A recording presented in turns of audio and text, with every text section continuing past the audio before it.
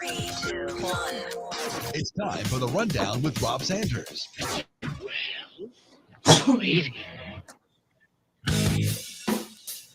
Welcome into the Rundown on Fox Sports Radio 1400 around the world on the iHeartRadio app.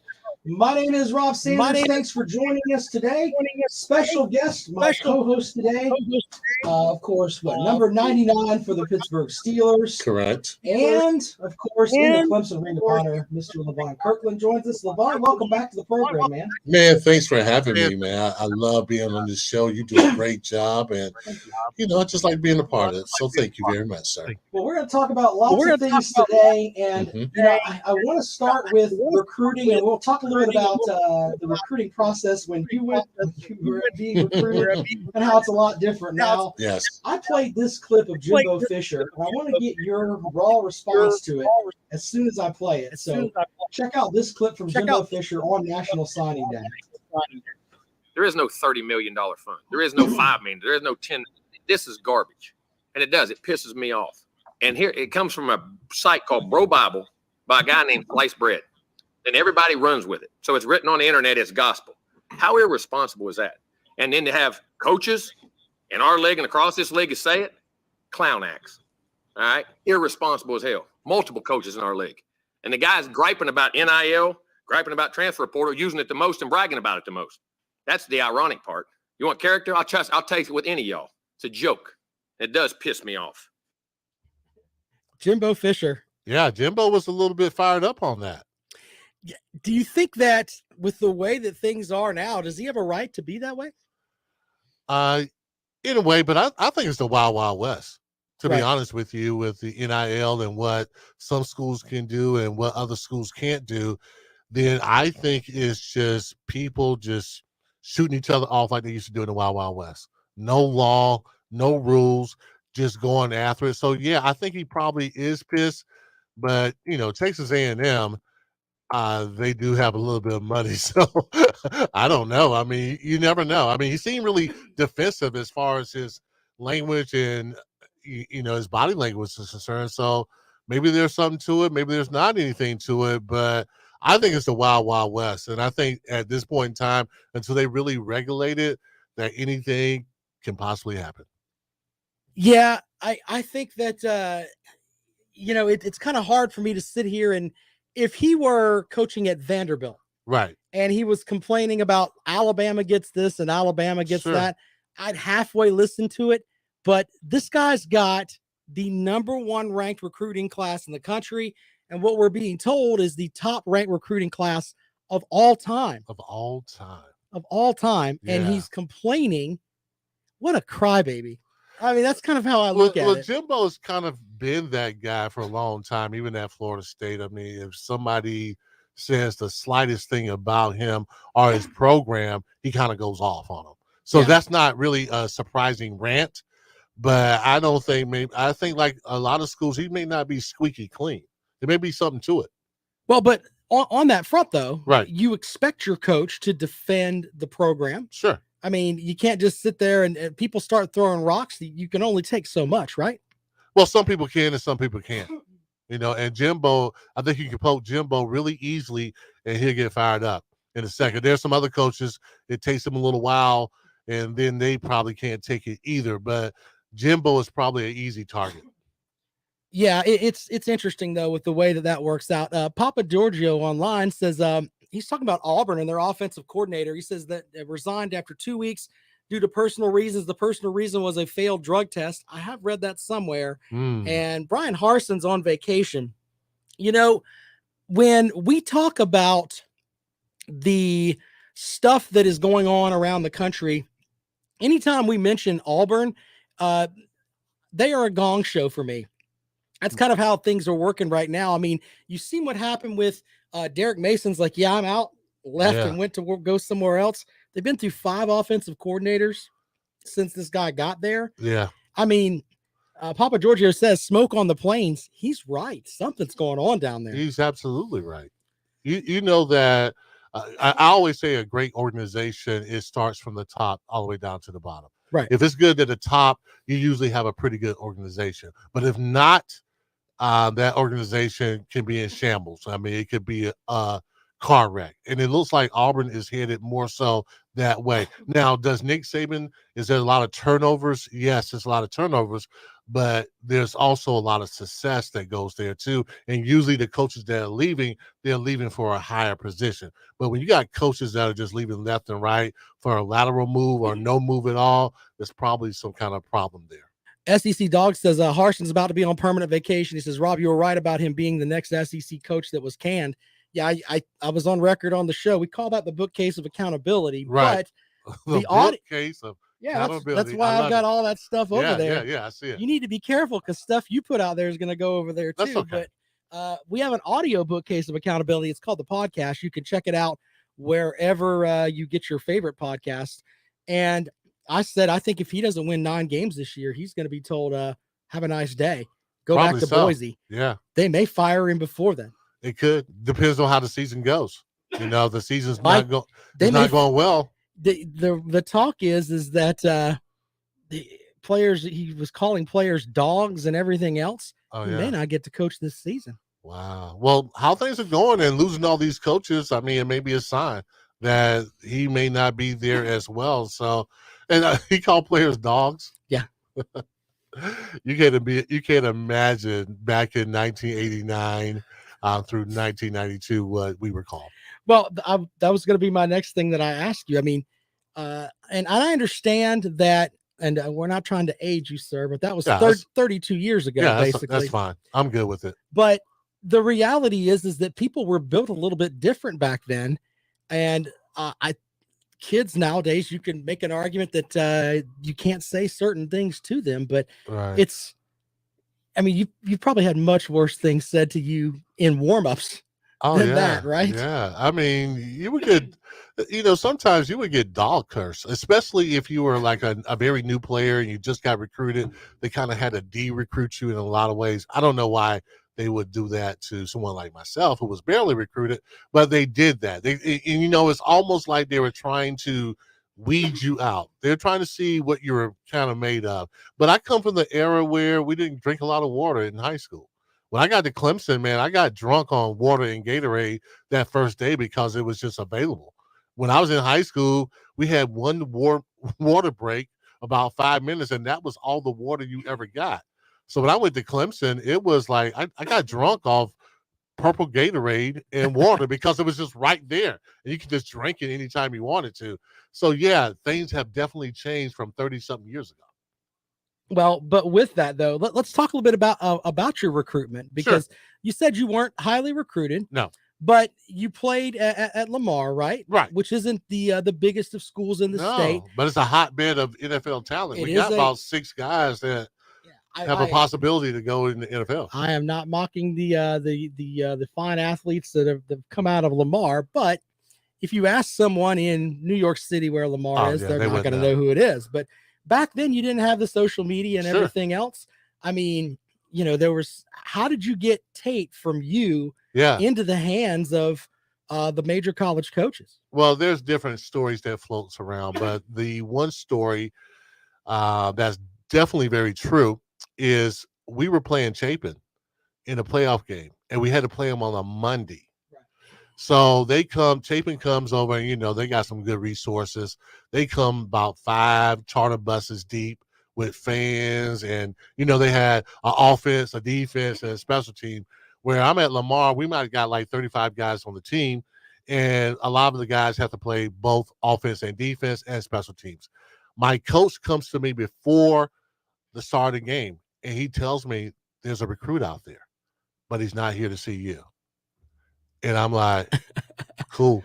Why would he say that?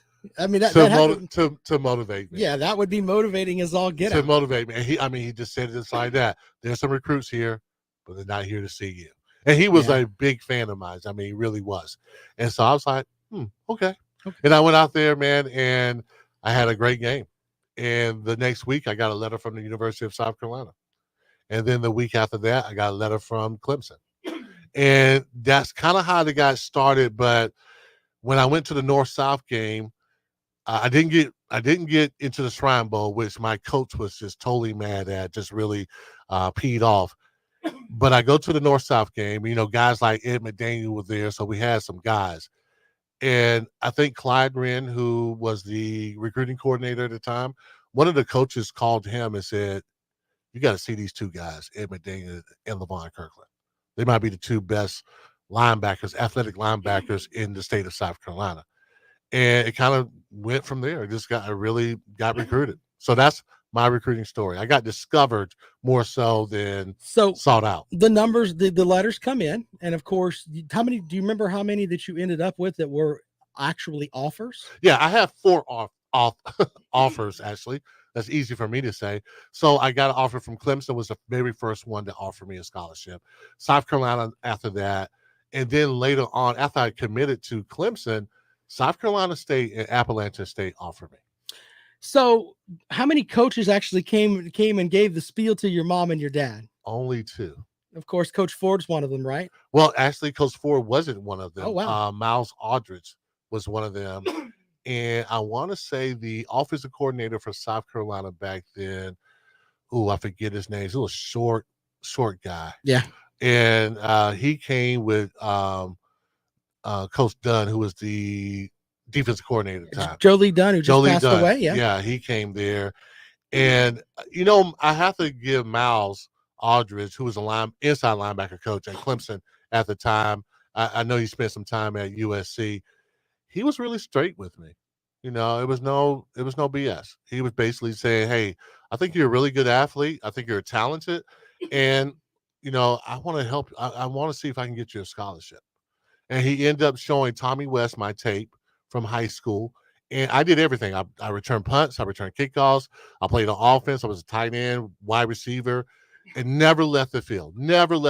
I can't imagine you lining up at tight end playing against regular high school athletes. That had to be, you're just staring. It's like, how does that work? No, I wasn't that big. No, I was only maybe 190 in high school. I wasn't a big guy. But I was a pretty good tight end. I was a really good wide receiver, can catch the ball very well. And, he saw that. He saw the athletic ability, didn't really worry about my size, and just like, yeah, let's offer this kid something. But back then, though, you can offer like 900 scholarships. So, they offered me, but it really worked out for me as a football player. But, I was fortunate, too, because being from a small town, we wouldn't getting guys. We wouldn't getting people from Clemson or South Carolina to come watch us play. Tony Shaw was probably the highest recruit that was ever came out of Lamar. Right. Yeah. So I got that, and I basically got recruited because I got really discovered. Well, but on that front, though, you've got your 4 offers there. And yeah. You're looking at all 4 of them, and was the Clemson offer the one that's like, all right, that's where I'm going to go, or that's pretty much it? It was. I went to visit there. I was playing a basketball game, so I couldn't come that Friday. So I ended up leaving that Saturday, came there. And the funny thing was, I did the whole spiel and everything, but Danny Ford was on my flight going back to Florence, South Carolina. So he hitched a ride, and basically he's like, hey, can I catch a ride with you? I'm like, wow, sure. Yeah, let me go tell the guy up here running the plane. Yeah. No, Danny had such a presence back then. He was a really tall guy. He won the national championship. Everybody in South Carolina back then who was a football fan knew about Danny Ford. Right. So Danny Ford gets on a flight with me, and he starts doing that little spiel. He starts selling me, and I'm like, yes, sir. I was like, I was probably going to pick Clemson anyway. Right. So, but the funny thing was, I really wasn't they were going to actually see another guy. Right. And they felt like that guy was a little bit more important than I was. Right. So it was a spiel, but it wasn't like he was really worried about getting me. Yeah. Then they dropped me off in Florence. They flew off to DC or whatever. But the funny thing was that guy did not work out at all. And I end up being the all ACC guy, the all American guy. But going in, and that's something that when you see a lot of these guys that are being recruited and they're a 5-star this and a 5-star that, it really doesn't mean anything until they actually get on the field and actually perform. You can be a sculpted 6'5", 260 pounds, run a 4.340. But if you get out there and you don't have instinct, or you're lazy, or I mean, there's so many things. You may not like to get hit. Right. There's some of that too. Yeah. You know, a lot of times too, they get it. I mean, you think about a 5-star. Where would a 5-star come from? Normally they probably have the better football program, right? More so than any of the teams that they're playing. They probably got a great weight program. Right. They probably are really catered to in a lot of ways. So did you have any of that at Lamar? I'm not mocking your school now. No, not at all, which I think actually made us better. I mean, most of the guys that played, they were coming off a tobacco truck before practice. So football was kind of like more so fun than work. So I think when you think of 5-stars, they usually come from a better program, and they just look so much better than they look so much better than who they're playing, and they get a lot of notice. So a lot of times those guys are deemed as 5-star. But when they get into college, it's a whole new animal. When you stepped on the field, you mentioned you played, you didn't make the Shrine Bowl, but you made the North-South game, right? Right. But you go out there, the North-South game, and the majority of those young men are going off to college. Sure. And you were able to hold your own. That had to be, to be something that was like, all right. It's kind of funny. And I don't want to come off, my father used to say, I want to be as humble as I know how. But when it came to football, I never doubted myself. I understood and knew that I could play the game. Now, the cool thing was I always thought that I can get better and develop. So I had no problem being redshirted. I had no problem getting better in the weight room and getting better as far as a overall football player is concerned. So it was never a thing with me. I never came into a situation thinking that the team owed me anything. Right. They gave me an opportunity, and I was like, well, I'm going to take this opportunity. I'm going to run with it. And I can tell you right now, I was a guy who just didn't like sitting the bench because I really never had to sit the bench in high school. So when I got to Clemson, I didn't play that first year. I was like, that's fine. That's cool with me. But next year I'm playing. Yeah, that has to be something tough there. You go from being the guy at Lamar to, hey, go over there and sit on the bench and watch. That has to be it wasn't for me because I knew I was from a high school that was a little smaller. Right. And that, there were probably better developed players than myself.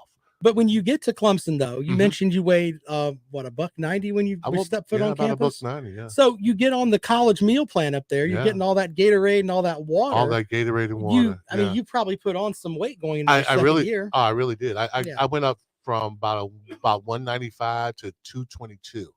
Right, and then that extra bit of weight there, and you maintain the athletic ability too. Right. We never lifted a lot of weights at Lamar. We were more so of a conditioning team because my coach was a track coach. We didn't really have a lot of facilities. I mean, we didn't have a lot of weights or anything in the first place. So we didn't really lift a lot of weights, but we were in great condition and we knew how to work. So when I went to Clemson, I didn't think it was as hard as Lamar. I really didn't. I really didn't. Well, I've cut tobacco before. If you were on one of those tobacco trucks, that's some work. That is really just hard work. Hard work. Very hard work. Yes. All right. Well, it's interesting that you took that year and then you went into the weight program. You put on some weight and then you come back for spring practice the next year and you're looking around like, okay, I probably got a chance to get out there, right? You know what happened? I was out there and I was having really good practices. And, my thing was that if God gives you ability and talent, it doesn't matter where you're from. And that was the aha moment when that year came around. I was like, you know what? These guys that are surrounding me, they're not better than me. And I just kind of I believed that. I was like, these guys are not better than me. I'm from Lamar. Nobody ever heard of Lamar, South Carolina. Nobody ever heard of me. But they're going to hear about me now. Yeah. They're going to hear about me now. The old wrestling reference, the old Terry Funk thing. Yeah. I can't make you believe that wrestling's real, but I can make you believe that I'm real. Yeah, exactly. And that was my thing. I just felt like, you know what? These guys on this team, I love them. They're my teammates, but they're not better than I am. I can play. And I just went out there and just put in the work. All right, we take a quick break. We'll come back. I want to get with Levon about a couple of other little things. There's a couple things that happened in the NFL that we can get into as well. The Hugh Jackson story is just wow for me. Yeah, it's bizarre. So we got to talk about that and a lot more. Of course, we'll take calls at 803-978-1832, 803-978-1832. This is The Rundown. You're listening to Fox Sports Radio 1400.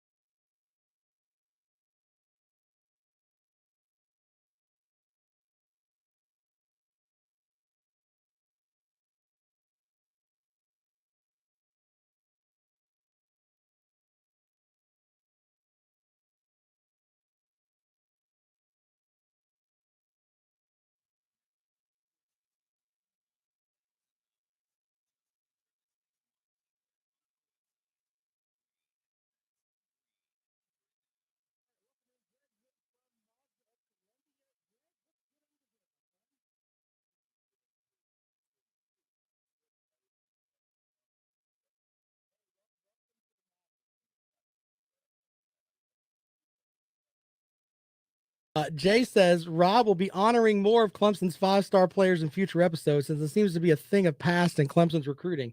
Clemson's had 5 straight top 10 classes. Come on, Jay. Calm down, Jay. Jay's upset today. But I don't really. I'm not going to say I don't, because if you get a good 5-star guy, that's great. But I'm not a big, I'm like you. I want to see him play. Oh yeah, they got to go out there and play. Yeah, you can spin them as much as you want to as coach. I from Clemson, I remember Roscoe Crosby, and we were told Roscoe Crosby was going to absolutely change Clemson football. Nice. So much so they even put out there that coach, the head coach said basically they were going to give him the ball the very first game and all that. And it's like you're hearing all that, and you're like, man, this guy's going to be absolutely great. And he kind of fizzled out. Yeah. Same thing with Willie Corn. Willie Corn was supposed to be the end of the world, and it's like, yeah, okay. Well, that's what I'm saying. But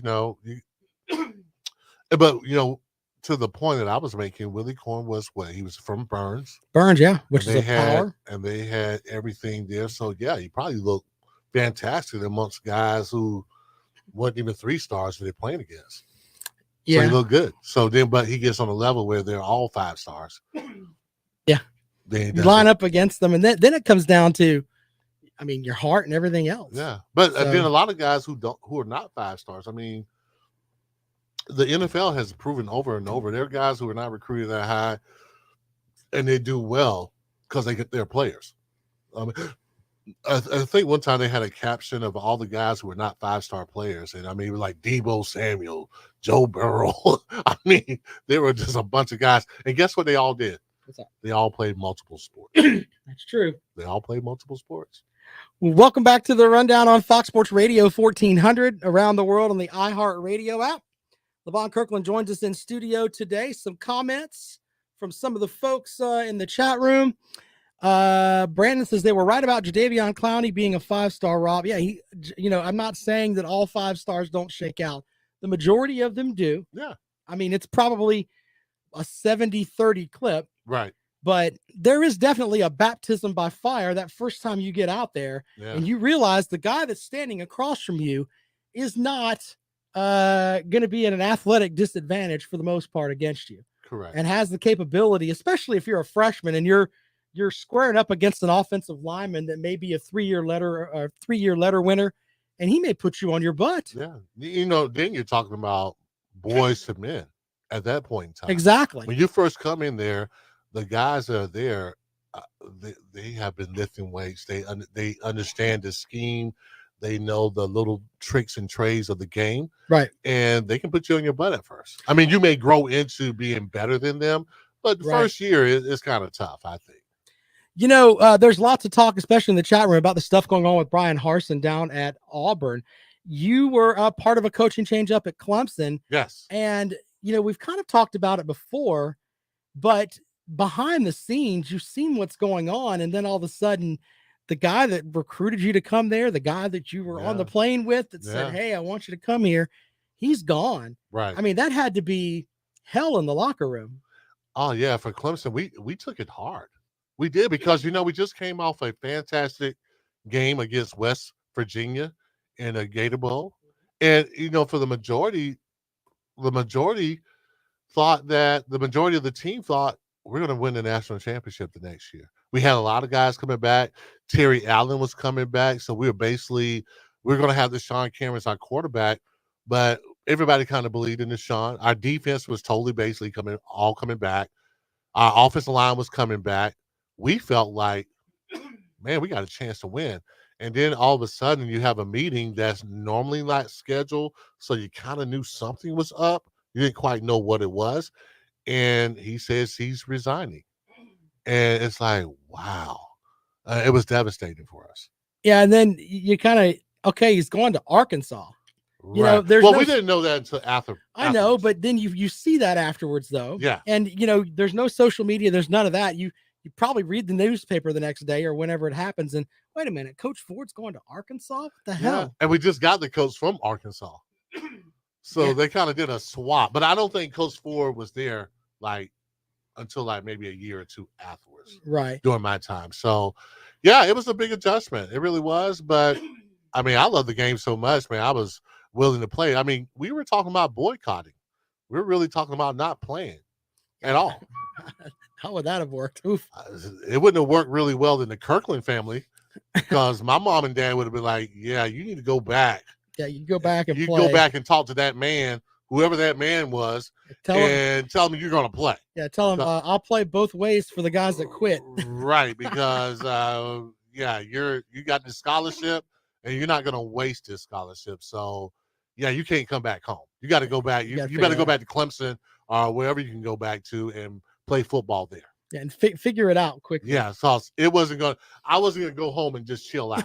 And I didn't want to do that. So no, I can definitely get that. But the thought of, did you ever have to deal with folks that transferred? Is that something that you guys dealt with back then where a guy's like, all right, I'm heading out? Not that much.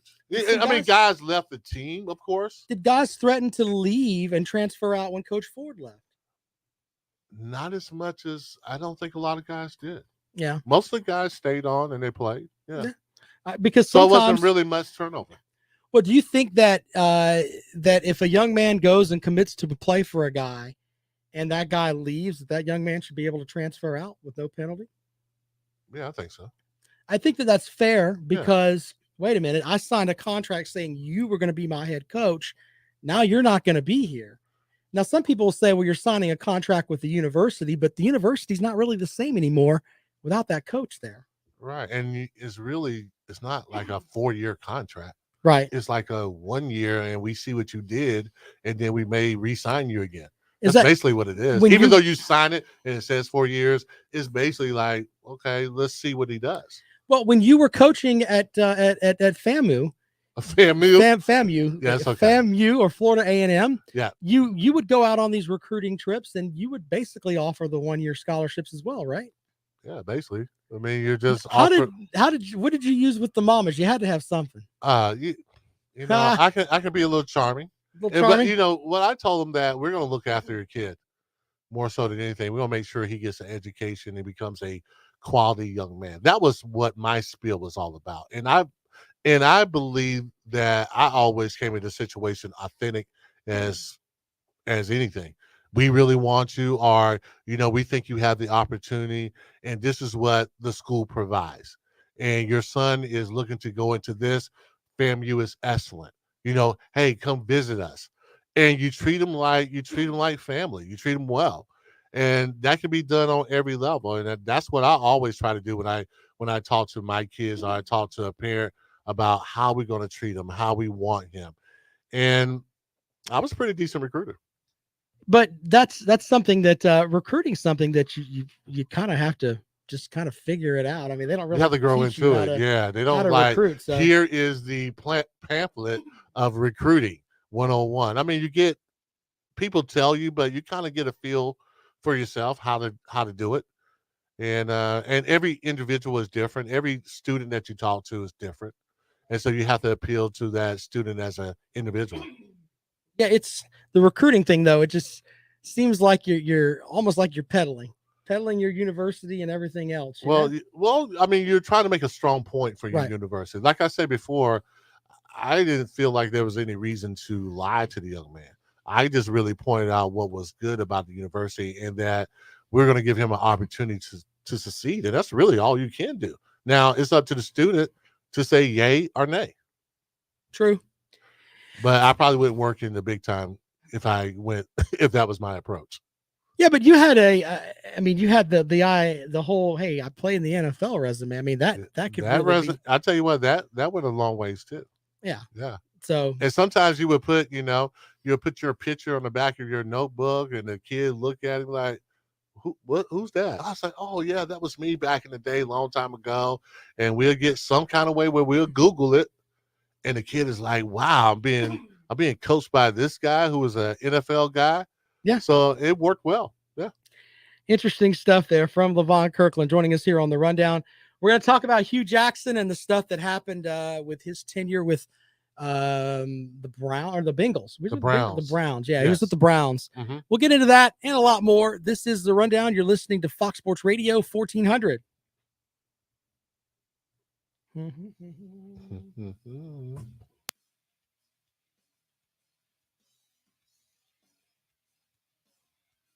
They like my shirt, my Baby Yoda shirt. My daughter brought me this. We watched Boba Fett last night. We're big into Star Wars and we got a bunch of nerds in my house. Seriously. But I like sci-fi too. I like all of it. Right. I was a big comic in the day. Yeah. I read a lot of. I had a collection at one time. I would read comic books all the time, and my kids like comic books. Yeah. Yeah. So they're kind of. My son is a big Spider-Man person. My daughter more so on the dark side. She likes the Joker and Harley Quinn. Yeah. So, yeah. So they're big time. My daughter. It was so funny. She would always like when she's going to bed. She would always like, "Daddy, tell me about the Joker, or tell me about about these different heroes." But the thing was, I had a encyclopedia of DC. And it basically talked about every superhero and villain that ever landed in a comic book page. And so I had stories ready for it. There you go. Yeah. That's the good stuff to have. Yeah. All right, we're going to talk about Hugh Jackson in a moment. Jay says he wants to get me a shirt that says I beat anorexia. That's not nice, Jay. Wow. Not nice at all. Jay, poor Jay. Jay's having to watch that sorry Georgia basketball program right now. He's upset. They're bad. They're pretty bad. All right, here we go. 803-978-1832, 803-978-1832. If you want to join us here on the program this afternoon, as Levon Kirkland joins us here on Friday, as we talk about some of the cool stuff that he did, but get his opinion on some stuff that's going on around the league right now. I want to talk about Hugh Jackson. Apparently, he put out there, it's kind of weird how the story came out. Basically, the gist of it was he was offered somewhat of a bonus by the football team there to tank to get top draft picks. I mean, do you buy into any of this? You know what? I don't put it past. Even though a part of me is like, sports in general is so fair. It's all about being the very best. And if you're the very best, you deserve to play. And you would think that, man, owners are about, winning doesn't that equal money? If they're all about profit, winning is all about it. You need to put butts in the seat. But there's some teams that they're going to put butts in the seat anyway. And one of those teams is the Cleveland Browns. No matter how bad they are, their fan base is going to be there. So would I put it past an owner to maybe think that way? Let's get that first round pick. I don't.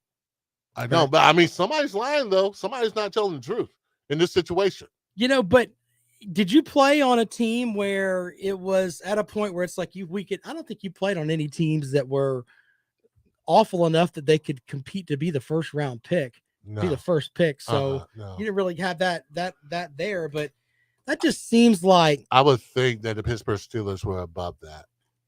But yeah, like I said, I mean, you played for the Seahawks and the Eagles I too. played for the Seahawks and Eagles. They seem like everybody seemed on the up and up as far as winning football games. It was really important, especially the year I spent with the Eagles. I mean, we were a really good team. So I didn't really sense that for the 3 teams that I played for.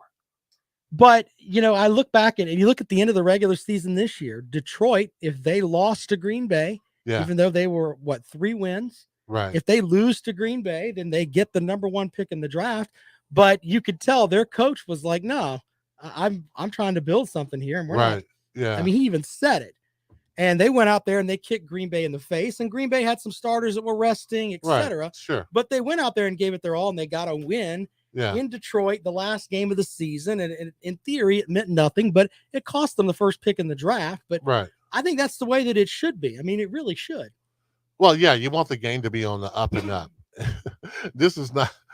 I'm telling you, this is probably bad for the gamblers if you think about it. That what if a coach, was getting that incentive to lose games? I mean, it might throw off your gambling or your betting, a little bit.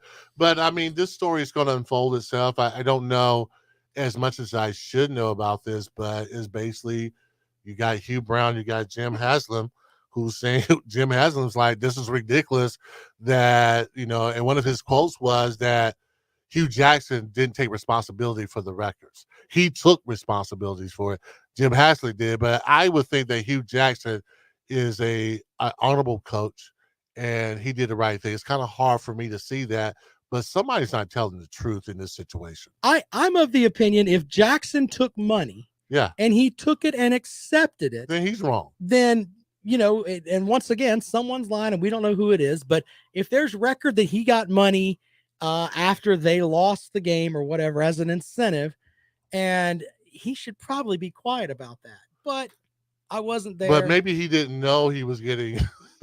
I mean, they lost a lot of games during his time. Right. There. I mean, they were 0-16 one year. Yeah. So, terrible. I mean, maybe they were slipping him some extra money and he just maybe did not know about it. Well, so but I remember the season they went 0-16, and I'm like, how do you retain a coach when they go 0-16? Because, and I'm not knocking Coach Jackson from what we've heard about it. He's a great offensive mind, and people have called him a leader of men and all the things that you would value in a football coach. But if I'm coaching, if I'm running a franchise, I don't care who you are. If you go 0-16, if you can't get this group of men together to get 1 win, I'm gonna have a problem retaining you. Yeah, but Jimmy Johnson didn't win a lot of games his first year either. He won 1 game though. He won 1 game. I mean, so why did they get rid of Jimmy Johnson?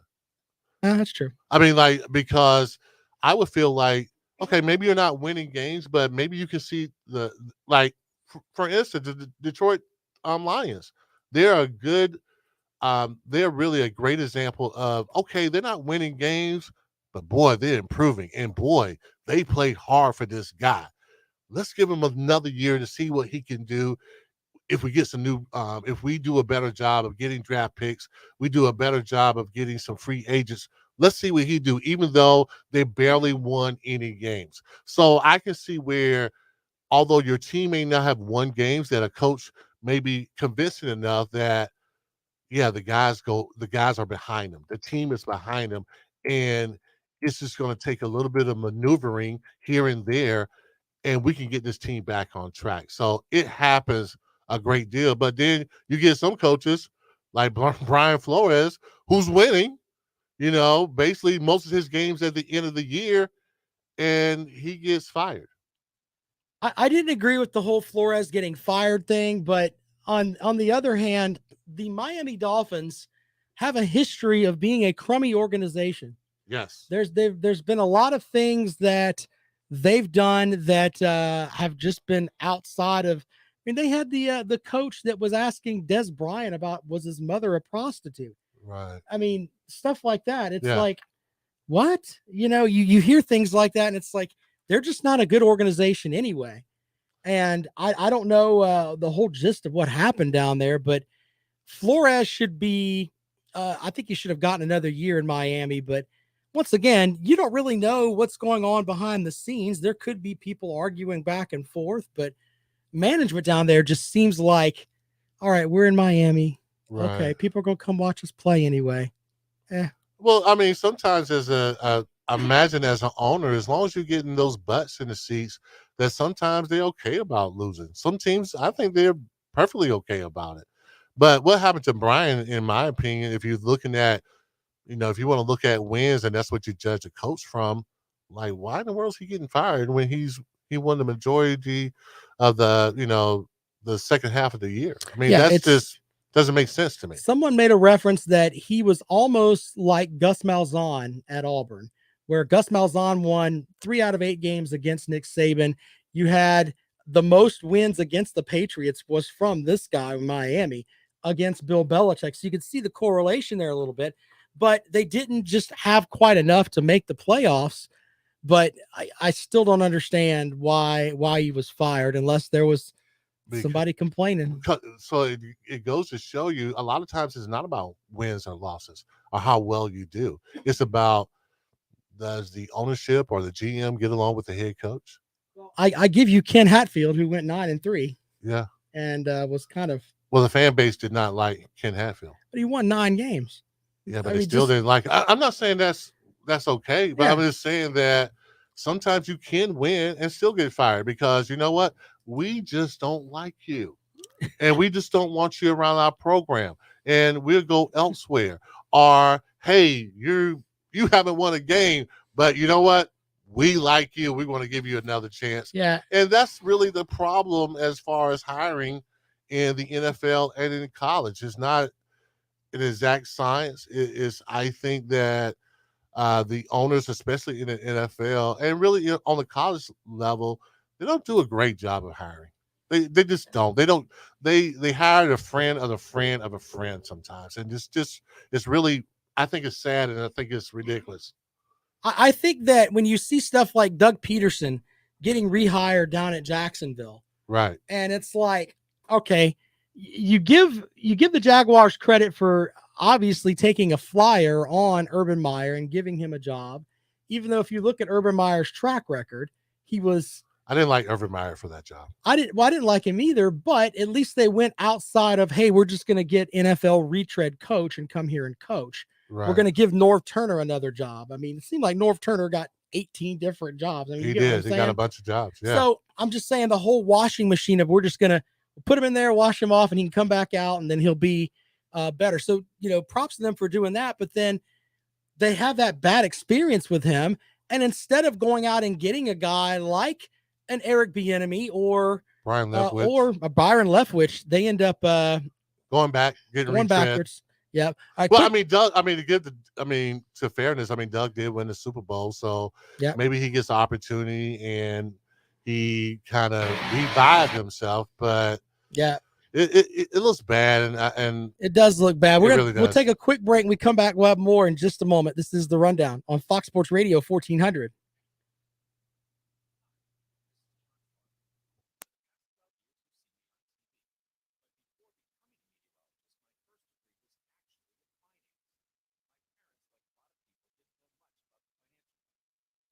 Frustrated, who've been there, who's been an assistant, who are qualified, and they just don't get opportunity. Brandon says Mark Richt was fired after a 10-win season at Georgia. Yeah, that's true. Wow. They fire you even but see, in Georgia case, they're like 10 games is not enough for us. We need somebody who can come in. Well, that's what Allen says. UGA 10 wins is an average. Yeah.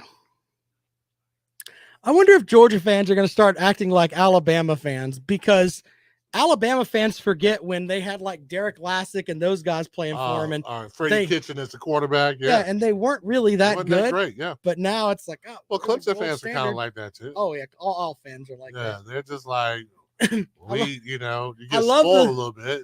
I love the Clemson fans that don't know who Nealon Green is, right, and things like that. It's like, oh, really? They had some bad times now. When I left, it went down. Yeah, it did. And it was. And then you try to hire a Danny Ford retread after Hatfield, and it really went down after that. Yeah. I remember there was one season, I think it was his senior season, where every day someone was on turf toe watch for Nealon Green. Is his turf toe going to be good enough for him to go out there and play? So I'm not mocking him. I'm just saying that's where the Clemson program was, is that they were so thin at quarterback. If this guy's got his turf toe going on, there's a problem. Yeah, So, it was pretty. The recruiting kind of went down after Danny Ford. Just went down. It was not getting the quality guys that it should get. Billy says UGA fans have Bama's egos with Vandy's trophy case. Sir, they just won the national title. Yeah. So gotta give them a little credit. Now, if they would have lost, then that's a great statement. That is a great statement. SEC Dog says Mark Richt wasn't fired for what he did in his first 5 years. He was fired for what he did in his last 5 years, like going 6-7 and losing to Colorado. Very good point, sir. Good point. That's a very good point there. Brandon wanted to know what your opinion was of the big hit the Jadeveon Clowney had in that bowl game where he popped the kid's helmet off. Mm-hmm. You've seen stuff like that before, right? Or was that just a great play? It looked like I think that play, perfectly. what I was told that play was kind of instant. It was like an accident. He was, I forgot what it was, but I mean, the play looked amazing.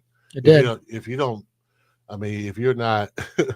if you're not a super nerd of football, you understand that play wasn't designed to really happen that way, but it happened that way, and it looks fantastic on film. I mean, they just got a bad call, South Carolina, right?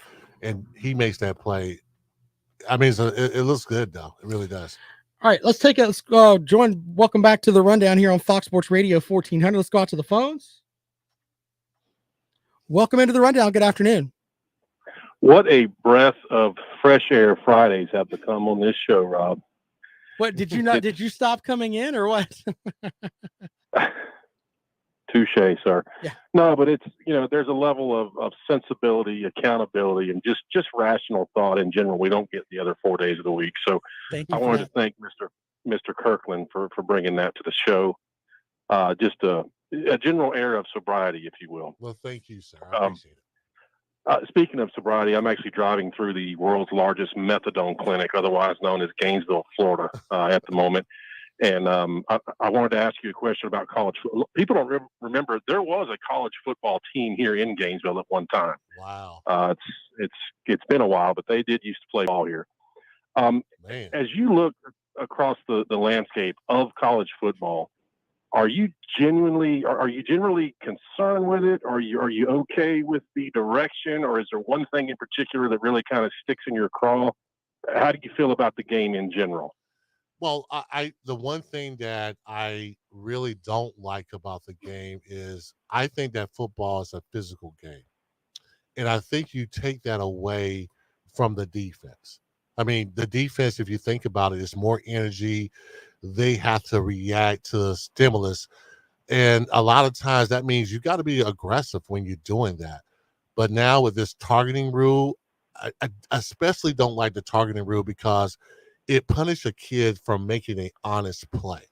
Now, I can understand, hey, the 15 yards, I get that. But to throw a kid out of a game, I think that's ridiculous, especially if a kid, what's intentional and what's not intentional, right? I mean, you do. And I think a lot of times the kid is just trying to make a play. He's not trying to be vicious or anything like that, just trying to make a great tackle. And you punish him for that, but, and you throw him out the game. And sometimes that could be a very key player. And now he's out the game. You didn't see that coming. So I think that the game is taking the art of defense away, which I think is not fair. I think it's the quarterback's responsibility to make sure that their receivers are not in harm's way. Some of these quarterbacks are throwing balls out there that are getting their wide receivers hurt. And it's not the defense, it's the quarterback who's making those plays. So I don't like that they punish the defense for what really should be the responsibility of the offense. Do you see the pendulum eventually swinging back in favor of the defense a little bit, maybe a little ways down the road? I would like to think so. I would like to think that they would come to their senses and understand that, hey, this is a two-way game. You can't give the advantage all to the offense. Now you can't play defense, and sometimes it's not watchable, especially from my standpoint. But they're not trying to target me because they know I'm a watch. They're trying to get the casual fan out there. They're trying to get the fan that doesn't really watch football because everybody likes the scoreboard to blow up. So they're looking for scores. They're looking for points. That's what drives the game. And that's what you see in the NFL and you see in college. So there's not much defense going to be played. There's not a dominant defense because they've taken away the physicality of the sport. And then they also have taken away the art of defense. But I can see it coming back. Hopefully it will come back, though. Yeah, I couldn't agree more on all points. I really do think that targeting rule is going to change. It seems like the majority of people now are making a little more noise about that thing. It's got to change. It has to change. But enjoy the show, guys. All right, appreciate it, man. Have a good day. Yeah, you and I think the same way on that. Something that kind of gets me to is that they started with in the Ivy League where it was no contact practices and stuff like that. And I think that we've kind of gotten to a point where the game has gotten kind of soft. And I know people are like, yeah, it's the last true gladiator sport. Mm-hmm. But I mean, I want to do the best we can to keep players safe, but I think we're going a little bit too far on that. Just a little bit. Oh, no question we are. Yeah. Yeah, I think the game is a tough game, and I feel like you have to practice a certain way in order to go to the game and get the results that you want to get. You can't play defense really soft. If you play defense soft, you're just going to get busted up and you're going to get embarrassed because they're going to run for 1,000 yards on you. That's true. So, I mean, you got to play it. You got to try to play it to where when you get into the game, it's easier. And so that means you got to be a little fast and furious. And if you're not fast and furious, you get killed on defense. Well, and if you're reacting, that's another thing. You end up getting hurt. Yes. And that's a big deal part of it. And now these quarterbacks and everybody know they can go across the middle all they want to because guess what? Nothing's going to happen to them. The fake slide play in the ACC championship game, that should have been, I mean, because he looked like he was giving himself up and then just went back at it. It was smart on the quarterbacks to play, but if I'm a defensive coordinator and I mean, if you're sensitive, close your ears, I would have said, hit his ass next time. Exactly. If he does that, blow him up. We'll take the 15-yard penalty, but we will leave a message that if you ever try to slide on us like that, you're going to get punished. Do that again, it's going to be a problem. Yes. Some comments from some folks here. SEC Dog says, now the rules protect players from that, but years ago, it was legal to take someone's head off running across the middle. He also says, targeting rule is so inconsistent. I understand why they have it, but the punishment is severe in his opinion, especially when players understand it better now. And Brandon wants to know your thoughts on Sam Mills as a player. He played in your era, didn't he? Yeah. Sam Mills? Yeah. What were your thoughts on Sam Mills as a player, his favorite linebacker for the Panthers? Sam Mills was my favorite linebacker. He really was. He was undersized, though, in theory, he was right? undersized, right? He started off in the USFL, and the great thing about Sam was a player that just worked at it and got that opportunity and basically showed everybody that although I'm undersized and you don't see me as a marketable linebacker, I'm a player. Yeah. And you can't deny me. And that's the beauty of the sport. Right. That you may not be what everybody thinks you should be, or you're in that box, but you can be outside that box and be a player. And that's what I loved about Sam Mills. Sam Mills, great player there for the Panthers. All right, Levon, as always, appreciate you coming in for today. Yeah, man. And we've got the Super Bowl next week. So are you going to come back next Friday? Well, however you want me to come back. You want me to come back I want Monday? you to come back Friday because we got to talk about the game on Sunday. Okay.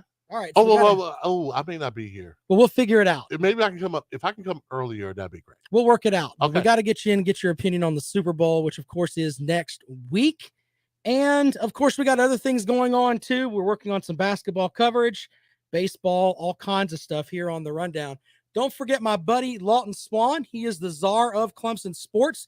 You can follow him on Twitter at Clemson Sports, as he'll give you everything you need to know about the Tigers and just about everything else, as we appreciate the Swan and the good stuff that he puts out there every day from 4 till 6 o'clock. Stop looking at me, Swan. Exactly. He can't beat me in Wordle, though. We've talked about that. He lacks there. But check out Lawton's show. He's on from 4 to 6. I'm on Twitter at Rob Sounds Good. Be sure to follow me there. And we'll have all kinds of good stuff for you over the weekend. I'm tweeting out some stuff, working on some stuff for the blog page at foxsportsradio1400.com. We'll see you on Monday. Have a great weekend.